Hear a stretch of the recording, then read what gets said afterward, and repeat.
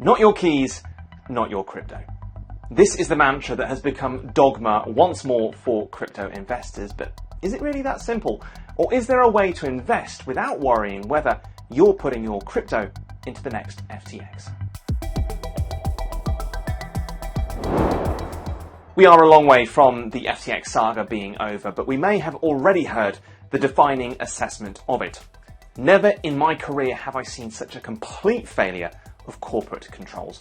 Now, those were the words of John J. Ray III, who took over as CEO of FTX shortly after the company basically fell apart. Sam Bankman-Fried officially blamed himself for this failure, but as the world of crypto tries to figure out what more it could have done to stop this from happening, there's a key theme emerging. That is non-safeguarding of assets, or basically protecting them from precisely the sort of thing that was going on at FTX.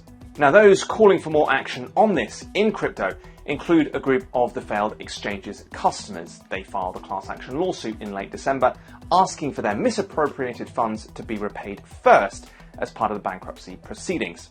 But with the scale of wrongdoing at FTX still being investigated, they could be in for a long wait.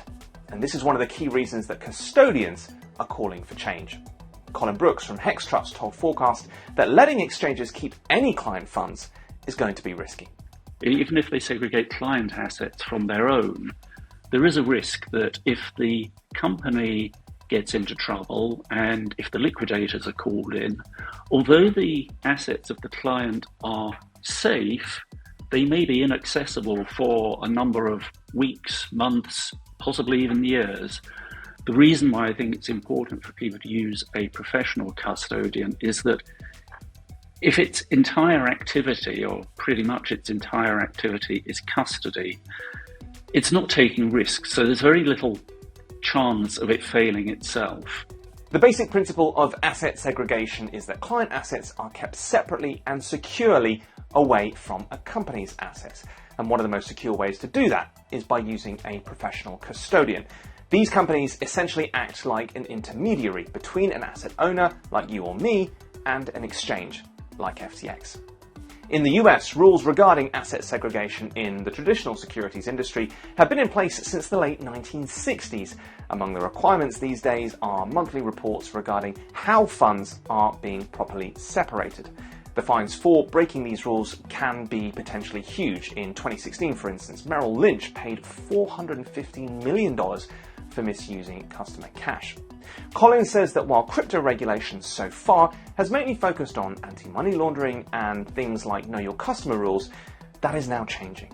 We are increasingly seeing regulators coming out with regimes that require exchanges, custodians, brokers, and so on to be regulated.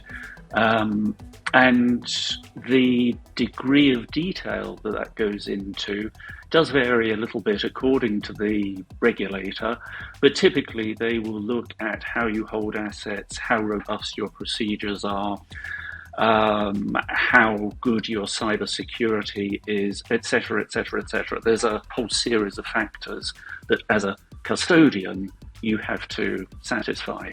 Colin says the point is that regulators should be looking to ensure custodians don't have other priorities, and that means that the chances of anything going wrong are therefore minimized.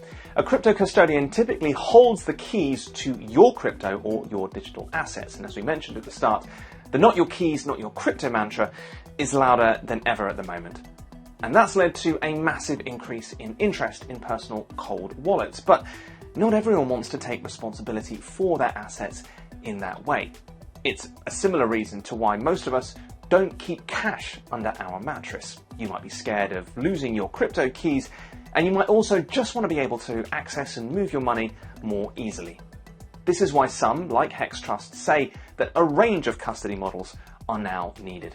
If you're looking at somebody who's what we call a buy and hold client, somebody who buys a crypto asset, a digital asset, a token, whatever it is, and then wants to hold on to that in anticipation of capital appreciation and so on, it's very simple. We can hold that asset in a cold wallet, and then whenever they want to trade that asset, in a few weeks, months' time, we can just transfer it to a warm wallet and it can be traded The important thing is that where trust is concerned, they can only move the assets with the explicit instructions from the owner, aside from ensuring the assets themselves are safe. Colin says that custodians can also help rebuild trust in crypto by adding a human element, and that means allowing investors to ask a real person questions about how the systems work. It's not just a question of technology. It's not just putting out a technical solution and saying, here you are, get on with it. It's having that sort of human interface between the two so that there's a two-way communication, feedback to the techies, and also of helping clients to work their way around the technology. All right, that's it from us for now. Do like and subscribe to this video if you want to see more content like it, and let us know what you think about custody and about the segregation of assets in the comments below or wherever you're watching this.